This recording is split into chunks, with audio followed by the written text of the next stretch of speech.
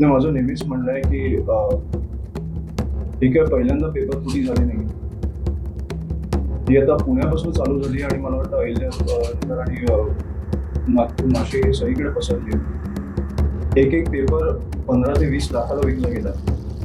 आणि हे NTA लोक आहेत जे मला वाटतं खाजगी क्लासेस घेतात आणि ते पेपर विकतात. हे पण आता उघडकीस आलं. तर मला वाटतं इकडे सरकारने असा एक काहीतरी कायदा करावा किंवा एक शिक्षा द्यावी जेणेकरून एक भीती बसावी. हे माझं नेहमी म्हणणं आहे की एक्झाम्पल सेट करा, एक उदाहरण सेट करा तुम्ही. ह्याच्यानंतर अशा गोष्टी झाल्या नाही पाहिजे. एक भीती वाटली पाहिजे की अशा गोष्टी करायच्या आधी. हे दरवर्षी किती आज 3 किंवा 4 मला वाटतं लहान मुलींचा मृत्यू झाला. सुसाईड केलं त्यांनी, आत्महत्या केली. त्यांचं काहीच नाही.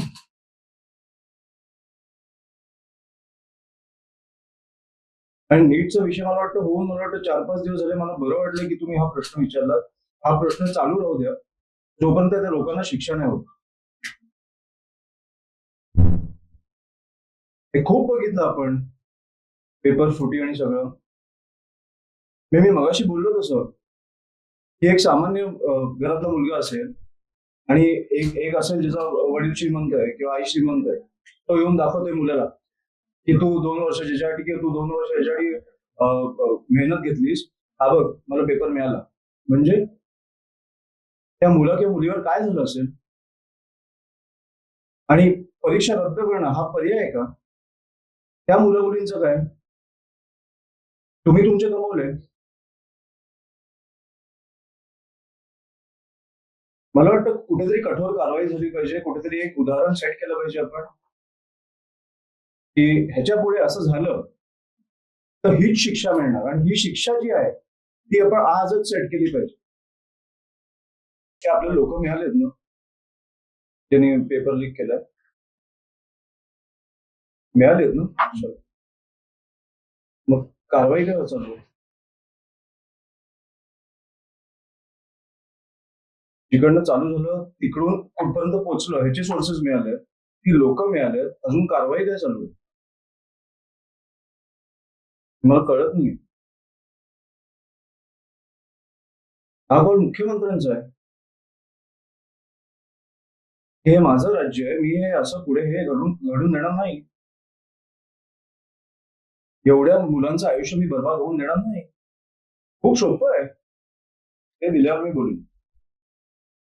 मला अजून पुणे प्रकरणात न्याय मिळालेला दिसत नाहीये. जिकडे त्या 3 वर्षाच्या मुलीच्या हत्या झाली. ते कोण? बिचारी लहान मुलगी आजीकडे गेलेली, तिची रेप होऊन हत्या होते. त्याच्यानंतर काय होतं? आपण त्याच्यावरती 2 दिवस बोलतो आणि मग प्रधानमंत्री आपल्या समोर येतात आणि बोलतात की सोनं नाही घ्यायचं, डिझेल नाही घ्यायचं, हे नाही घ्यायचं, ते नाही घ्यायचं. तो विषय संपला. त्याच्यावर काय करताय तुम्ही? आम्ही हे विषय सोडणार नाही आहोत. दिवसाला 50-100 बातम्या होतात हो. हे ज्यांची आत्महत्या होते, ज्यांचं मर्डर होतो, आपण ह्या गोष्टी सोडून द्यायच्या.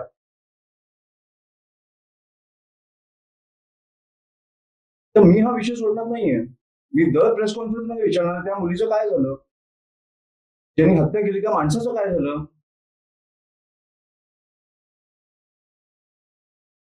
आणि हे विषय मला वाटतं की राजकारणी म्हणून नाही तर मी एक माणूस म्हणून पण विचारतो आणि तुम्ही पण पत्रकार म्हणून विचारा. हे विषय सोडू नका. पण त्यावेळेला जेव्हा एक राज्य पेटतं ते 2 दिवसात कसं शांत होतं? ह्या गोष्टीवर आपण लक्ष दिलं पाहिजे की ठीक आहे, राज्य शांत झालं, त्यांच्या अडचणी असतील, कारण डिझेल पेट्रोलवर गोष्टी आल्या असतील. सोनं एक तर कोण घेतं मला माहित नाही. 60% आपलं पॉप्युलेशन देशाचं हे पॉवर्टी लाईनच्या खाली आहे. गव्हर्नमेंटकडनं मला वाटतं हे जातं त्यांच्याकडे राशन. सोनं कोण घेतं मला माहित नाही, पण डिझेल, पेट्रोल. आता मला वाटतं पत्रकारांचेच मी अनेकदा पेट्रोल पंपवरती लोकांचे बाईट बघितले, सामान्य लोकांचे, की काय ज्या प्रकारे येऊन ते व्यक्त होत आहेत की तुम्ही तुमचा कॉन्वॉय कमी करा. तुम्ही तुमचे परदेशाचे ट्रिप्स कमी करा आणि मग आम्हाला सांगा ना. हे आपले 6 मिनिटाच्या अंतरावर जॉन इब्राहिम निघाले 6 बाईक्स घेऊन. 6 बाईक्स कशाला लागतात तुम्हाला 6 मिनिटाच्या अंतरावर जायला?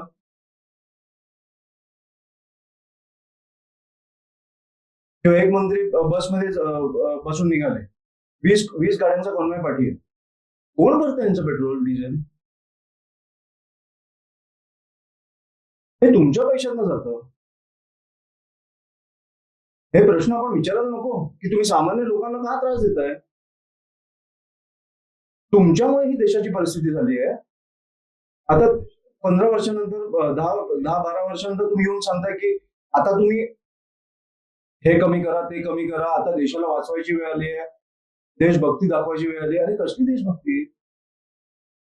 तुम्ही कधी दाखवणार देशभक्ती?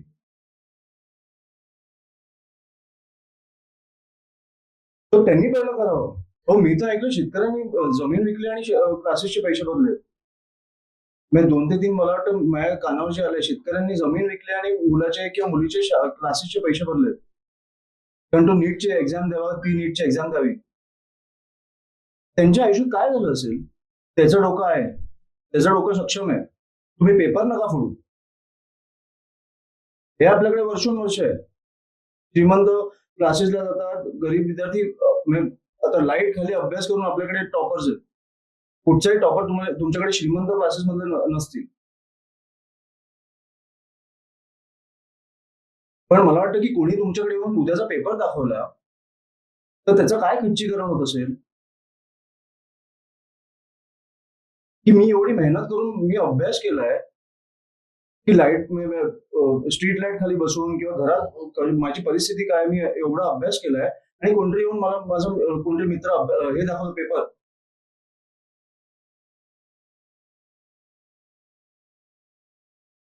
750 मधला जो 650-700 साठी जो मेहनत घेतो तो त्याच्याकडे 750 त्याचा मित्र येऊन त्याला 750चा पेपर दाखवलो की हा घे माझ्याकडे आला.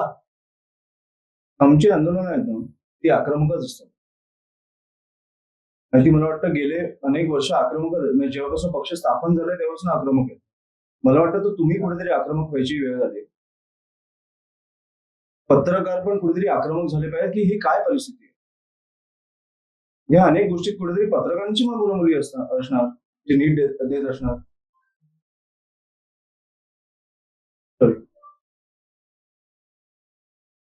थोडं आक्रमकता आपण पण घेतली पाहिजे. हे विषय विसरलं नाही पाहिजे आपण. 3 मुलांनी आत्महत्या केली आहे. आपल्याकडे 3 मुलं म्हणजे ही सोपी गोष्ट नाहीये. मी तुम्हाला मगाशी बोललो दिवसाला 5 ते 7 शेतकरी आत्महत्या करतायत.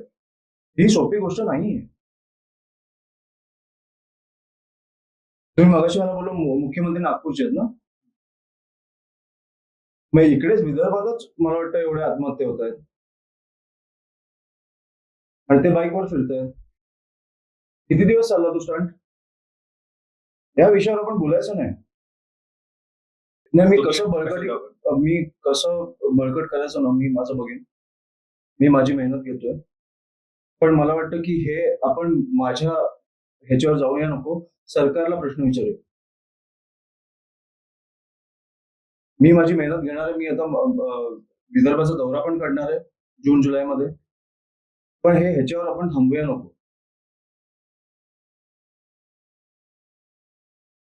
राजसाहेबांच्या मागे काय वर्ग उभा आहे हे मला माहिती आहे. त्या सगळ्यांना मी भेटणार आहे आणि इंडिव्हिज्युअल असेल तर इंडिव्हिज्युअल लेवलला भेटणार आहे. त्यांना एकट्यात बोलायचं असलं एकट्यात बोलतील. मी सगळ्यांना भेटून आपण पक्ष वाढवू. पण सरकारला जे प्रश्न विचारले पाहिजे ते विचारलेच पाहिजे.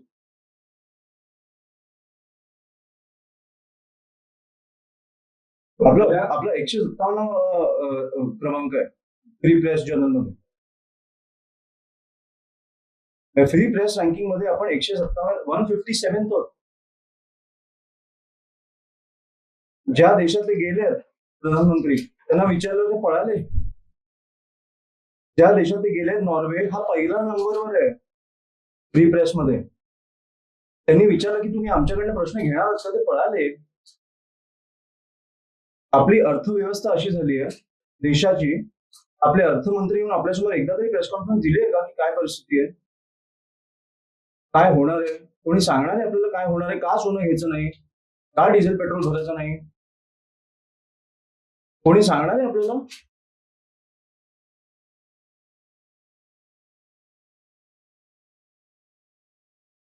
जे येऊन तुम्ही बोलता त्याचं एक स्पष्टीकरण द्या की का नाही घ्यायचं हे सगळं? एवढे रंग का लागले पेट्रोल पंपच्या बाहेर? का घाबरवताय आम्हाला? सांगा ना. देशाची काय परिस्थिती आहे? तुमची जबाबदारी आहे. तुम्ही ज्या लोकांना बसवलंय ते तुमचं ऐकणारच आहे. बाईकवर फिरणं आणि बसमध्ये फिरणं वगैरे. पण ज्या लोकांनी तुम्हाला बसवलंय त्यांना कधीतरी सांगणार आहात का?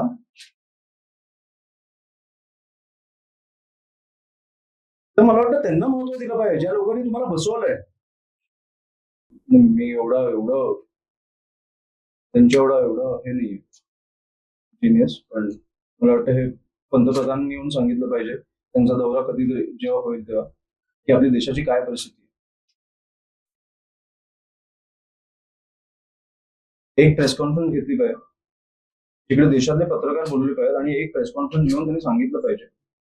खूप पेड इंटरव्ह्यू झाले, सगळं झालं होतं. आमच्या लोकांची काय परिस्थिती आहे हे आम्हाला सांगा. तुम्ही कुठे कुठे चुकलं हे सांगू नका, हे तुम्ही सांगणार पण नाही. देशाची काय परिस्थिती आहे सांगा. आम्ही काय करायचं नाही हे नका सांगू. आणि आमच्यामुळे देश वाचवायचा आहे हे नका सांगू. तुम्ही तुमच्यामुळे देशाची काय हाल झाले हे सांगा.